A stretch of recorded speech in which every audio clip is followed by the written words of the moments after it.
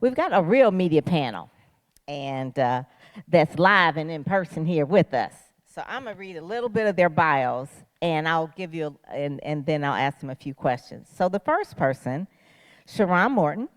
She is an executive producer and on-air of Sirius Radio XM channel 141 HUR.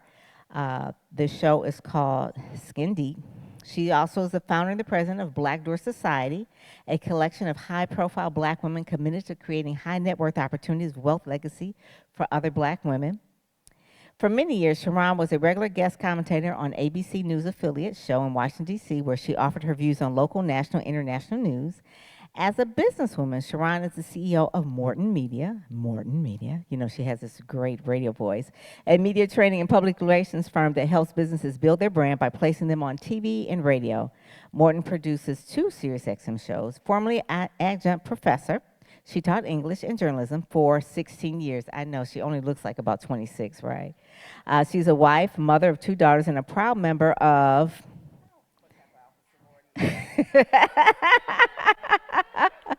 And she is also a Women Elevating Women Woo Award winner, too, this year. I want to let her do that. Professor Ingrid Sturgis. I'm so excited to have her here. Is department chair and associate professor specializing in new media in the Department of Media Journalism and Film in Kathy Hughes School of Communication at HU. Right. I knew somebody would fill it in.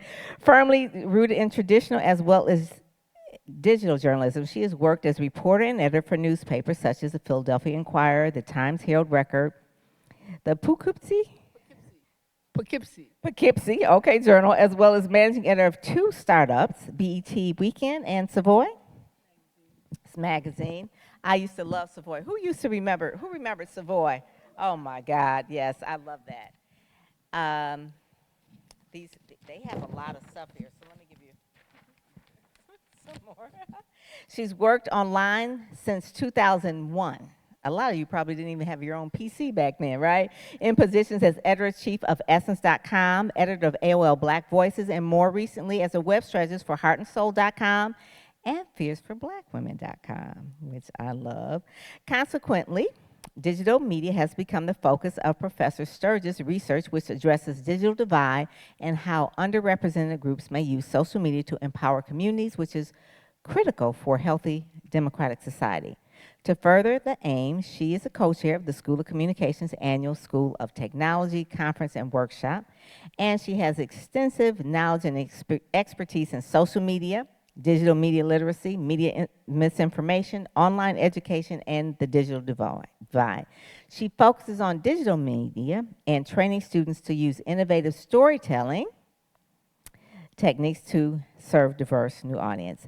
She also has a book called Are Traditional Media Dead? Can Media Journalism Survive in the Digital World? And she also has an MA in Journalism from NYU and a BA in Art from City College in New York. And she is currently enrolled in a doctoral program on leadership and policy program in the School of Education. So, wow. All right. I know. Dr. Vikki Johnson. People are introduced to Vikki in circles various ways, whether through her work as a speaker, mentor, author, chaplain, or through her work in various industries. Once you are in her circle, you are connected soul to soul. For more than 35 years, really? You started at 5, girl. Vikki has worked in music, sports, entertainment, community advocacy. She was blessed to work in several impactful campaigns, including the Emmy Award-winning Wrap It Up campaign for BET Networks, its HIV/AIDS initiative. Over the years, her career brought together her love of media, public service, advocacy, and has opened doors in a variety of industries. It is this expertise that helped fuel and energize. But I want you all to understand who you have here. Energize entrepreneurial endeavors while allowing her to invest in empowerment of others through soul wealth. Vikki's mission is to empower and equip women to invest in their soul wealth. Vikki has the ability to influence thousands of women through her work with corporations, nonprofits, conferences, groups, and more. Author of 12 books, Vikki provides insight for women with spiritual, mental, emotional, and relational well-being. A proud graduate of You know, where she earned her bachelor's degree in broadcast management. After Howard, she received ministry training, and she's a proud member of. And yes, I figured there'd be some in here. And she's also a member of the National Association of Female Executives in Music and Entertainment and the National Association of Professional Women. And she also enjoys hiking, which she's told me about, and relaxing on the beach, spending time with family, friends, and also a large loving family. And her greatest joys is her daughter and grandson. I didn't know whether it was a boy or girl, and grandson. Yes, yes. Crystal Berger. She's a founder of Ebo, an on-demand expert matching engine that makes it easy for media outlets to discover, vet, and book on-air talent. For over a decade, Crystal worked at Fox News Channel as a senior booking producer and national news feature host. She tripled network bookings, increased on-air diversity by 85% while managing 1,300 local stations. Crystal was the host of Extraordinary, which aired on Fox News 24/7 headlines. Her technology, Ebo, tackles the booking and the DEI challenges media outlets, publicists, like myself, and professional organizations face when seeking talent for content offerings. To date, Ebo has booked guest experts for Fox Business, at South by Southwest, Medium, BNC, and some of Ebo's community partners include Black Speakers Network, that's where we first met. We're in the book together. WIN Executive Summit, the Association of Black Charities, Black Women Talk Tech. Crystal has been featured by the United Nations, Business Insider, Congressional Black Caucus, and she's been published in Black Enterprise, and also this month's Speakers Magazine. There you go. Grab her latest e-release, A Powered Press, at apoweredpress.com. And Carl Brown, State Executive and District of Columbia Small Business Development, a prestigious campus of. There you go. He has a wealth of small business development for over 25 years experience. I gave her the short version.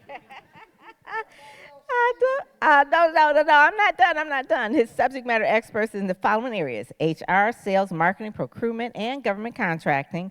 Additionally, he is the host of the popular radio show, The Small Business Report, airing on Sirius XM every Tuesday, Thursday, and Friday. He's held executive positions at Verizon, Pepsi-Cola, Washington Metropolitan Transit Authority, and he has also been a guest on numerous radio shows and interviewed on national media, including the Wall Street Journal, MSNBC, Wallet Hub, local newspapers, the Washington Informer, and the Afro-American. He's a creator of the comic book characters Sammy the Saver, Cash, Money Carl, and Fashionista Katrina. He's appeared on the History Channel and featured on Fast, History of, and Toys That Built. He has a BA from Howard University and an MGA from University of Maryland. And he's also in all their media things. Now, I will say as a caveat that we have someone doing double duty today. She is part of Speak Sell Shine, but she also wears the other hat as a journalist for Black Information Network. So I know Esther Dillard from many years of knowing her husband, Skip Dillard, who worked in Detroit at the time as a program director for WJLB. And that was, oh my God, 20 years ago, I don't know. But anyway, they are a power couple in media. So Esther's background, where she was an anchor in Flint, Michigan. She's been in other radio stations, but how long have you been at BIN, Black Information Network? 3 years now. Worked for 3 years at the Black Information Network. Worked in KYW, which is now CBS 3 in Philadelphia, CBS 3, that's Philadelphia. I worked in, I'm trying to think of, California with San Francisco's Fox affiliate, as well as worked at in my hometown of Buffalo, New York, and WGRZ TV2, so NBC. So what you kind of see a little bit with media people, that they do travel around a lot, especially in broadcast. They are not usually going to be in one market for a long time, or they are always usually traveling. So I've read all the bios of everyone, so you kind of know who's in the room. So the main reason why I brought them together is so that you can ask them and figure out how you get on TV, radio, and print. How can you write about me? What is, that whole question is like, I want to get a story written. What do I have to do? So I'm going to have that question answered and say, what do they have to do? Carl, Crystal, Vikki, Sharrarne, Esther, and then I'm going to end with Professor. Yes. I like calling her Professor Ingrid. I've known Ingrid for so long, so I just like calling you Professor. Then I'll be calling you Dr. Professor, I guess. So to answer that question, it is real simple. You heard what Sharrarne said. I went into WHUR and was asking for a 15-second PSA, public service announcement. The general manager asked me, said, well, what do you do? And I said, well, I run the Small Business Development Center. No, what do you do? Well, we work with small businesses, and after 20 minutes of talking with him about what I did, I was about to get up and leave because I didn't think they were interested because he was doing this.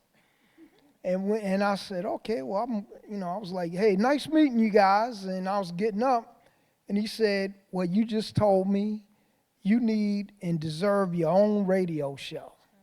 Now, what Sharrarne forgot to tell you was, I just got there in January. This was like February. We had dinner in December, and I said, because we did a TV show together, and WHUT is on the campus of Howard University, I said, well, I'm going to wait a year or two, and then I'm going to present a treatment to WHUT for a TV show. Remember that? I didn't even have to do that because they offered a radio show. But it's about preparation. You have to be prepared. When these opportunities come to you, there's no running back to your room, your house, and trying to get prepared at that time. You have to be prepared up front. Now, I got an email from the producers of Food That Built America. I thought it was a joke. Food That Built America, a History Channel. I was like, what do they want me? I cook okay, but I ain't that good, you know. So I called the guy up, and he says, hey, Mr. Brown, we want to get you on Food That Built America. I said, well, look, man, I'm not a chef. I don't cook that good. I mean, I'm okay. He said, that's not why we want you on the show. We want you to talk about business, the business aspect of food, patents, trademarks, end-aisle display, all that. That's what we want you to talk about. I agreed. They brought me in. We did about 3 hours of filming. Then they had me come back to do Toys That Built America. Then they had me come back to do Fast Facts of History. And now I'm on a new show that aired on Sunday called Football Feast. You have to, excuse me, you have to be ready. You have to know your subject matter. When you're getting your discussion, your talk ready, prepare, do it in the mirror, do it to your dog, do it everywhere you go, do it in your car, prepare your speech, have it ready. Because you never know when someone's going to say, okay, I'm going to give you an opportunity. You can't run back at that point to get ready. You have to be ready. I love that. Crystal, I'm going to save you for last because you do the matching. And so, I mean, you have a producer hat. Did you want to add something to that, or? It really is just a piggyback. I mean, during my career in network news, I was a senior booking producer, and I booked over 140,000 segments. And the guests who actually got booked were the ones that were ready, like you said. It's not about me talking to your publicist. I love you, Pam. Right? But I know your publicist. She's the one that got your contact information to me. What I need you to do is be ready. So that means that when the news breaks, it's a thing called news hacking, where you can hack the conversation based upon what's happening with your subject matter expertise. Be prepared, know your subject matter, as you just mentioned, so that you can pitch to the outlets when the news breaks so that you can get into the conversation. So that's the piece that I'll add there. Mm-hmm. That's good. That is good. She said news hacking, or sometimes they call it news jacking. So it's like you are piggybacking on something that is currently going on and then giving them another spin. And you know how sometimes there's a news cycle where someone was, the news stations are all talking about the same thing? Well, they got to try to find something different about it. You can provide something different, which is one of the key things of just having a nose for news and being aware of news. If you want to be in the news, you got to know the news. So I'm going to just say that right there. Okay. I will add, in addition to what's already been said, relationships are so important. Like the cohort of you who are here with Pam this weekend, Yeah. connect, because you don't know where the other is going. That's how Pam and I stayed connected. That's how Karen and I have been connected for years. Relationships are critical in media because you think it's a really big space, but it's really not. That's true. It's a small world in media, entertainment, music. You know, I worked at BET for 18 years, and I still have relationships with most of the people we worked with because it was a small staff. And now that BET is gradually becoming smaller and smaller and smaller, the staff has fanned out across the world. And so those relationships follow you. The other thing I would say is bet on yourself. Bet on yourself. If you build your expertise while building who you are as a person, people will come looking for you.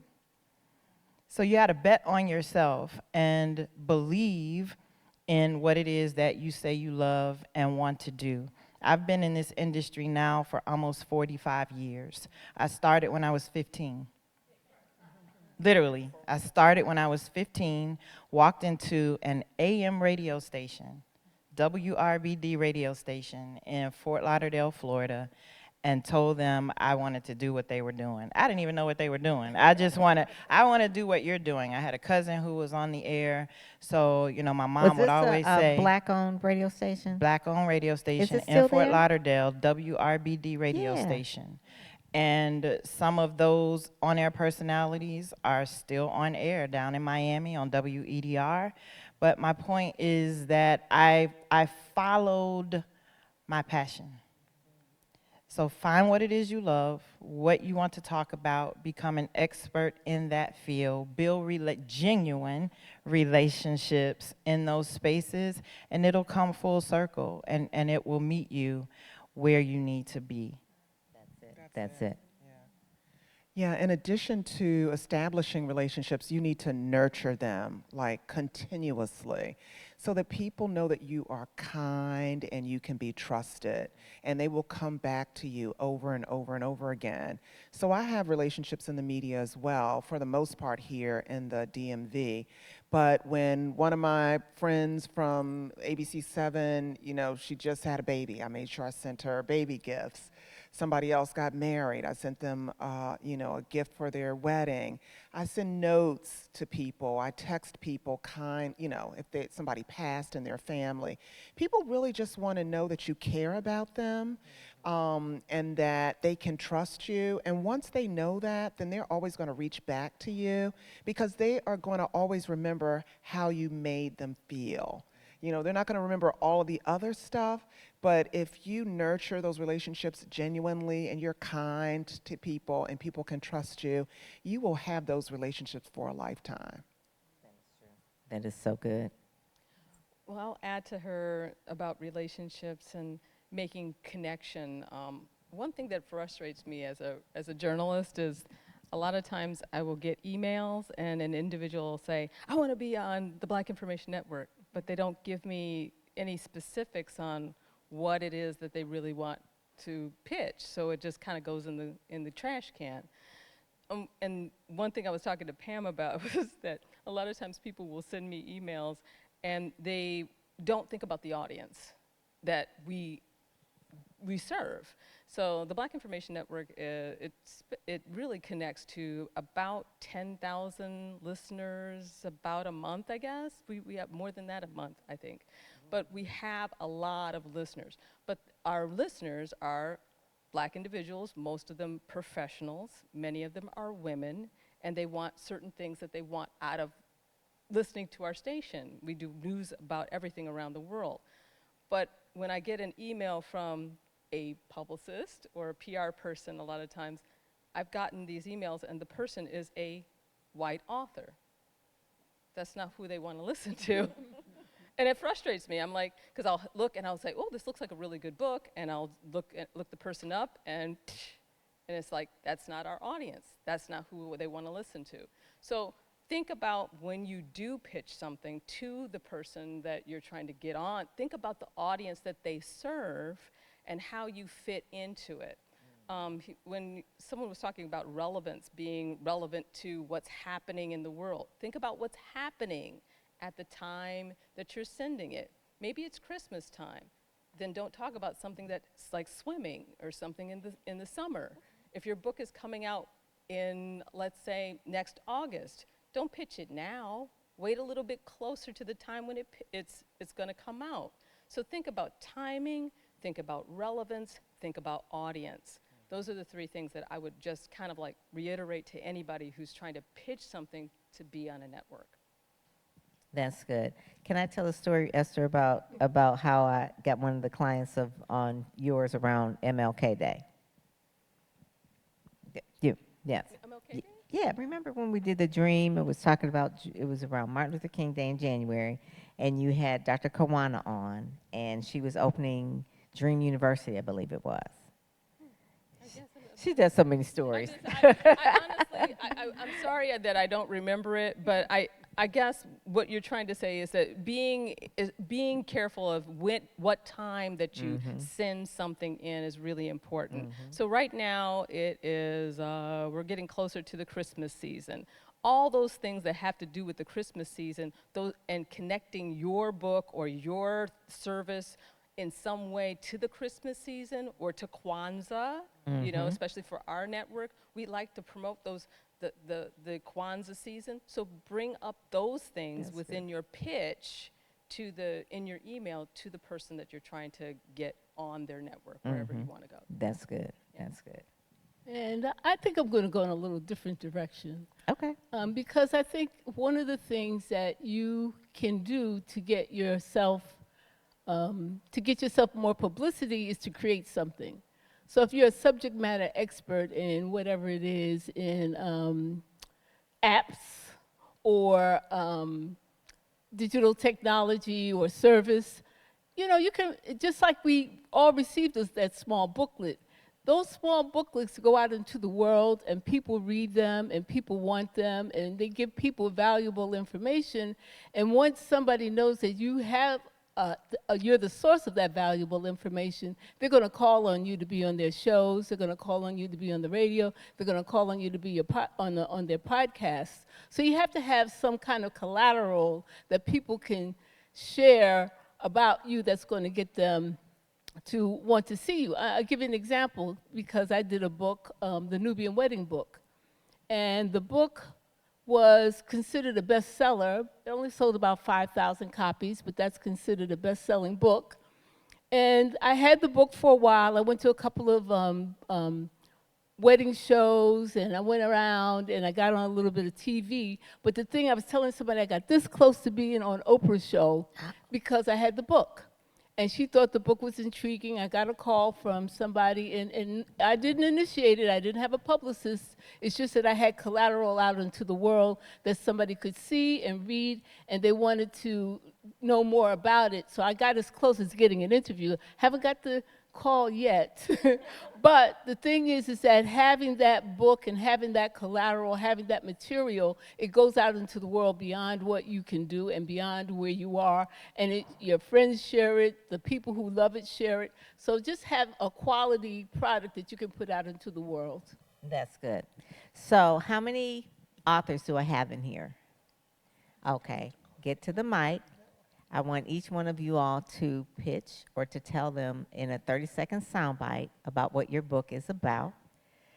Starting with Mike Wynn, because, yeah, his book is generic enough, so that's why I said that. Come on up. Yep. So tell them who you are and what your book is about. Yes, I'm Michael Wynn. I actually have 2 books. I write about habits. My first book was Habits Don't Lie. My second book was The Habit Effect, Your Life. Can you come up a little bit? Sure. Can't see you, and put the mic up a little bit further. All righty. Mike Wynn, W-Y-N-N. Yes, I'm delighted to be here to share. My name is Michael Wynn. I have 2 books. I wrote about habits. Habits Don't Lie and The Habit Effect, Your Life, Your Money. It's actually a healing process that came through as a financial expert. I worked in the field understanding finances, and then I was hit with a disorder, a bipolar depression disorder. As a professional, I tried to hide it. I knew I was very unique in what I did. Actually, when I had my disorder, I actually got one of the highest positions I ever had. I was a state auditor for the first casino that was built in Detroit. So during that process, I had situations that I had to deal with.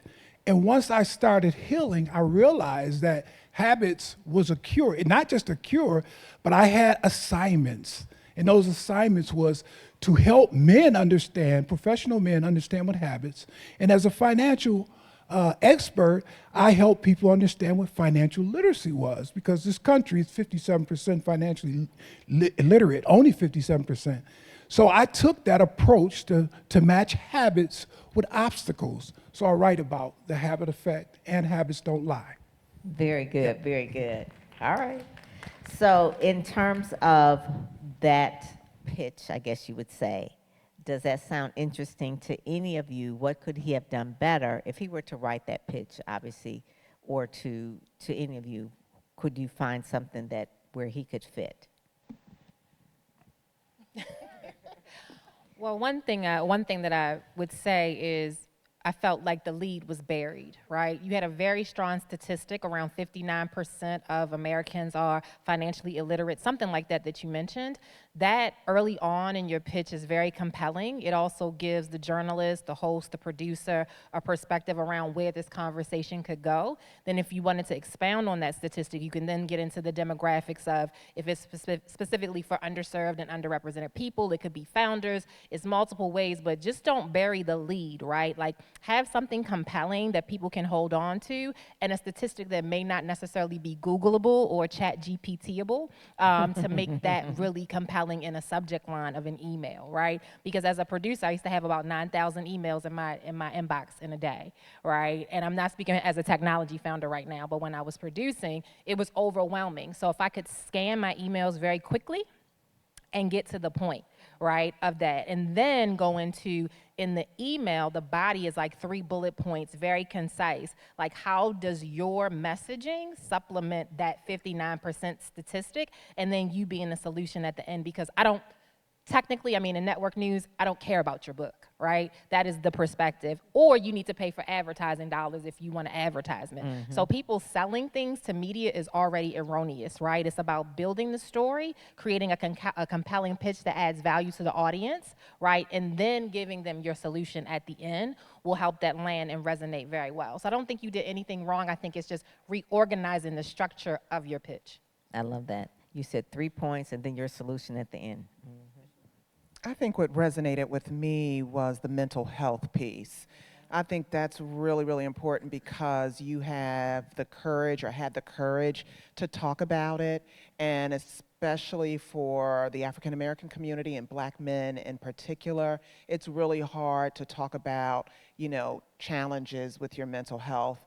And it sounds like you got help, and that would be something I would be interested in a little bit more than the financial wellness piece. So I guess it just depends on who the audience is. I think that's what we talked about earlier, and who you can resonate with the most. And certainly mental health is a big thing today. Everybody's talking about health and wellness and self-care. So that's what I picked up on, and what I would be interested in speaking with you more about. I think Carl wanted to say something. Yeah. And then it is Mental Health Awareness Month. So what got me was two things: the habits and financial literacy. Because when we had the pandemic and the EIDL, which is economic injury disaster loan, and the PPP, payroll protection loan, our folks could not qualify because they had low credit scores, they weren't in compliance, didn't have a business bank account, et cetera, et cetera.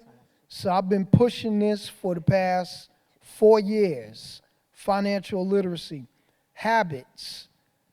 I recently heard a young lady being interviewed about Usain Bolt, that he prepared, like 14 years running, 10,000 hours for 10 seconds. And that 10 seconds changed his whole life. Preparation, habits, that's what got me. That's good. There any anyone else want to, Dr. Gigi? Hers is Dr. Gigi Hamilton. Okay. Hello, Good. everyone. I brought the book for you to see because the There you visual is always great. My name is Dr. Gigi Hamilton, and I practice as a organizational psychologist and a licensed psychotherapist. And I've done that for over 25 years. And as of late, I've really struggled with the fact that I've had personal friends in my life that have taken their own lives too. And then in January of this year, a person, and you all may know the story, that went to a HBCU also took her own life. And I did not know her at all, but she compelled me to write this book because she felt like she didn't have a way out. And I work with women all the time and teach them that there are choices, there are options. And I know for me, I love superheroes, and I think we all kind of have this idea that we have superpowers as women. And so what happens for us is our cape gets tattered, it gets torn, it gets worn. And when that happens for us, we suffer in silence. And then we feel like we don't have a way. So I wrote this book to help you redefine your superpowers so you know that there is a choice. And I wanted to get this out to the masses because I don't want another person to feel like they don't have a way out. Thank you. Good. Who wants to respond? The name of the book again, Dr. Gigi? The Cape Escape, Redefining Your Superpowers. The Cape Escape. And I have a copy for you all, by the way. You have a copy for them? Yes, I brought copies for you all. Okay. Very good. Very good. I love it. So she will do that. The Cape Escape. Anyone want to speak to that? I do. I figured you did. I kept looking at you like that is right up your alley. Yes, I do. I'm very, very interested in the Cape Escape. Women is the audience that I work with. In addition to my podcast, the Soul Wealth Radio Show, which is wealthy conversations that nurture the soul, I also work with the Sunrise Project, which is a nonprofit organization focusing on the mental health of parents who deal with youth and young adults who have mental health issues. We do a Sunday support call every Sunday. That's free. We have guest speakers coming in who are mental health professionals. I was like, boom, I'm gonna get her information. And we also do every third Wednesday of the month, Sisters Unfiltered, where women just come on this support call. It's free, it's national, and we just talk.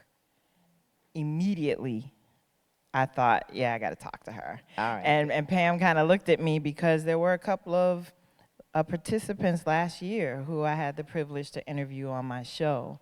And that's why I said, you just got to show up and bet on you, right? And stand flat-footed in who you are and what you do. So I'm very, very interested in what you shared. So thank you for all that you do. Thank you.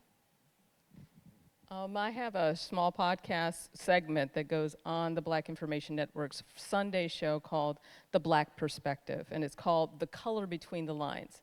I talk with authors that are black and brown, that are new authors, that are pitching their books, that are interest to our audience. Your book definitely is an interest to our audience. We have women that are predominantly, that are listening to our our broadcast, they like books that help them to change things about themselves.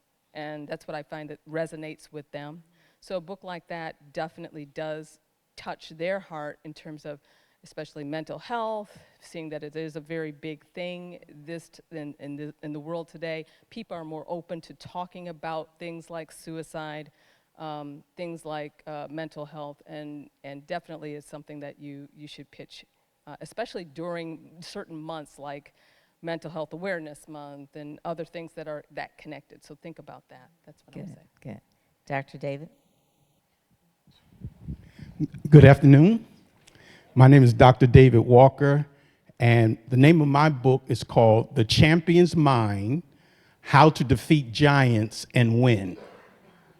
I wrote that book, and I used the biblical character David as my heuristic device. You know, everybody knows David was a giant slayer, but I discovered that he was more than that. He was a winner at everything that he did. And I took 6 characteristics of David, put it in a book, to help people who are leaders or emerging leaders or just an everyday person who wants to win at life and who wants to be the best that they can be. So that book will help people to overcome obstacles, maximize their potential, and to lead with confidence and purpose in every area of life. So the name of the book is called The Champion's Mind: How to Defeat Giants and Win. Thank you. Very good, very good. Excellent pitch. You That's started out with telling us what the name of the book was, and then you went into a little bit about why you did the book, and then you went into some of the characters in the book to let us know a little bit deeper into the book. And then you said why somebody ought to buy the book. So you gave us a reason for buying it, and then you wrapped it up again with the name of the book, and so that you had an in and you had an out, and it's very neat and very compelling. Thank you. Very good, very good. I had a question really quick for you, Professor. So you work for Essence.com, HeartandSoul.com, FierceForBlackWomen.com. Is pitching the .coms different from pitching, say, broadcasts? Yes. And mostly because when you're pitching for digital, you're doing it all online. And so because you get hundreds of emails a day, you really have to have the right kind of subject line so somebody's even going to click on it. And so once you have the subject Clickbait? line, not necessarily clickbait, because I don't really open clickbait. I Right. know what clickbait is, and so I'm not really interested in clickbait. But if you have a compelling lead or a compelling title or a compelling subject, Statistics. so statistics are good. You can have something that has a little bit of data in it, but it really has to just be really interesting and compelling. It tells me something about the book and why I want to read it or why I want to even open your email. And then once I open the email, I want to see something really succinct. I don't want to read all the way down my screen to figure out what the book is about. 3 points. Start with your most compelling part of the book. Have your 3 points, and then wrap it up at the end. Why should I even bother to reach out to you from this email? So it's really very simple. Because you were bombarded with so much online, you really, really, really have to figure out how to be compelling. Very good, very good. One of the things I think is important to do too is to go to conferences or meetings with like National Association of Black Journalists. I think there's a conference this week, NABOB, National Association of Black owned broadcasters, and you can be in the room with the people that make the decisions. I'm one of the people, I'm always telling my Black Door Society members, go to the top. Not the middlemen. Don't start at the bottom. Go into the rooms where the decision makers are. Oh, can you believe it landed on my nose? Anyway, I'm sorry. That's why I'm over here, too. And talk directly to them. Pitch directly to these folks. Join these organizations so that you can be a part of the meetings and you can establish relationships with these people that are in these organizations that can, in fact, put you where you want to be or help you get to where you want to be. Okay. We've got about 10 minutes. We want to make sure. Come on up, Dr. Levin. Real quick. So piggybacking on what Sharrarne said about being in the room and going to these conferences, you also want to present when you go to these conferences, so that you're a speaker, you're on a panel, you get to be known as the expert, and then you got your book. That's a winning combination. Yes. So I'm going to tell you one of the ways to get on these panels, because a lot of times people gatekeep the information. I believe in sharing the information. There's enough to go around. So I got on the, what was it, the U.S. Black Chamber. They had this big conference at the National Harbor at the Gaylord, I think the year before last. And they were looking for panelists. And what did they do? They sent an email to all of its members, all of their members, to see, who was an expert in what field. So if there were 3 or 4 different fields that they were looking for people to speak in, then they said, hey, you're a member, so are you able to speak on a panel in this particular field? And so I was a member, and they were looking for someone who could talk about how to get on radio and TV. And so I pitched to them, and the next thing I know, I was not only in the room, they set up a whole set for me that was sponsored by Amazon. So I had the Amazon logo behind me, the SiriusXM radio logo behind me. They had a whole set built for me. I mean, I was blown away, right? Because at the time I was just a member. And they had lined up the people they wanted me to interview on set, right on location. And so it's easy. Join these organizations. Stay tuned for what opportunities they have coming for you. That's good. That's really, really good. Dr. Laverne? Good afternoon. I'm Dr. Laverne Haynes Collins. My book is titled Overlooked: Counselor Insights for the Unspoken Issues in Black American Life.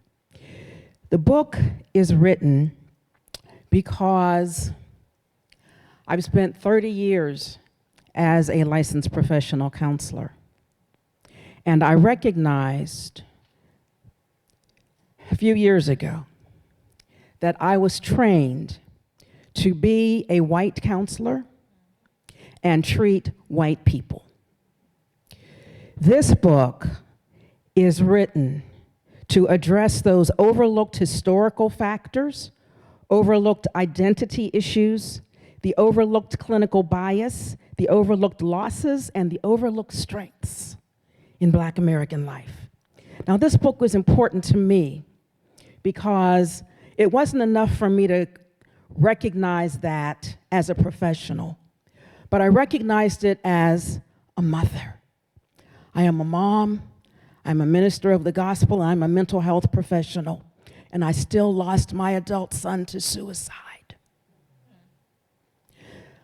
As I considered how that happened, that's when I recognized we, his father, I, his teachers, his counselors, had overlooked the things that were really most salient to a young Black man in the United States. And I wrote this book so that the mental health of Black Americans does not go overlooked because professionals are not taught to treat our people. Overlooked: Counselor Insights for the Unspoken Issues in Black American Life. I love that. All right. Who wants?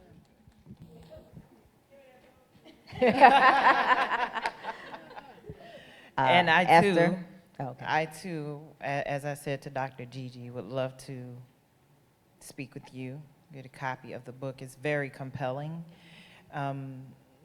because it's time for us to have uncomfortable conversations. Yes.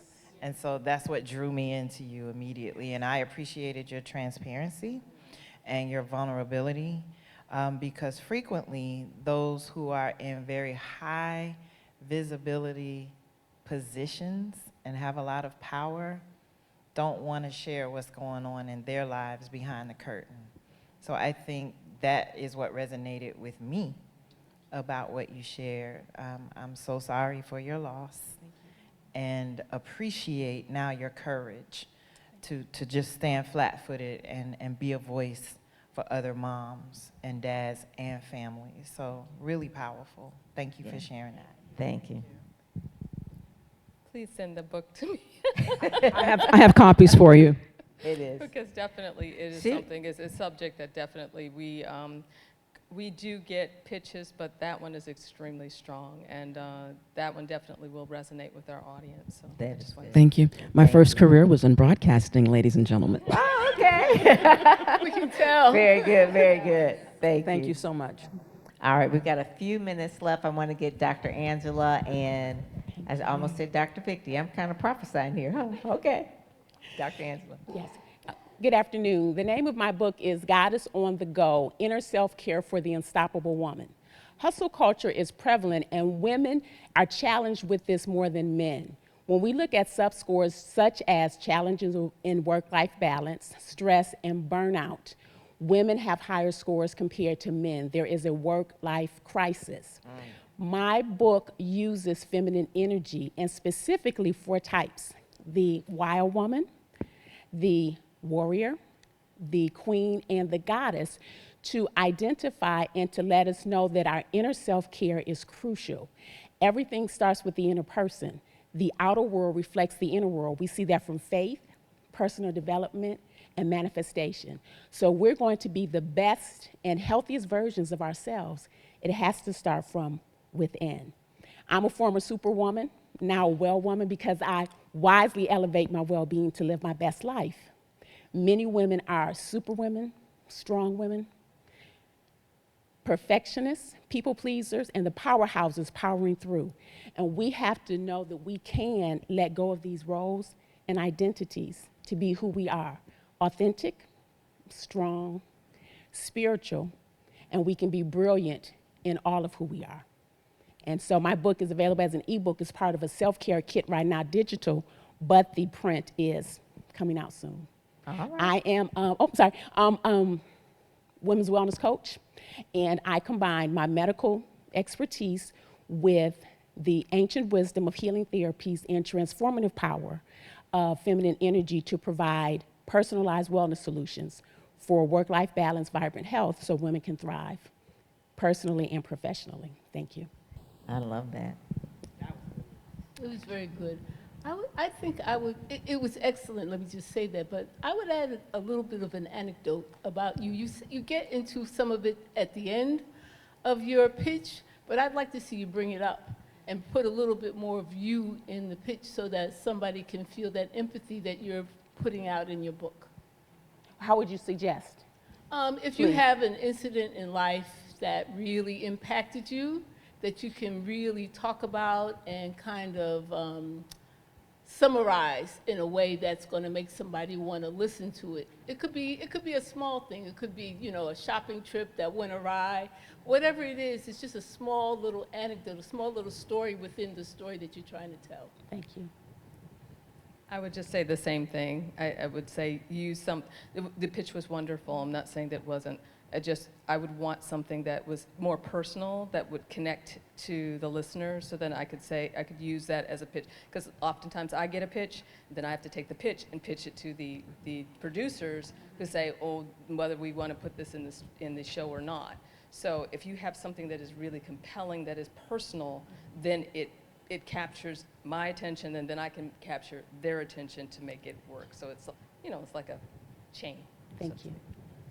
I would say it was a wonderful pitch. The only thing, and goes for everyone, a lot of people write about the same things.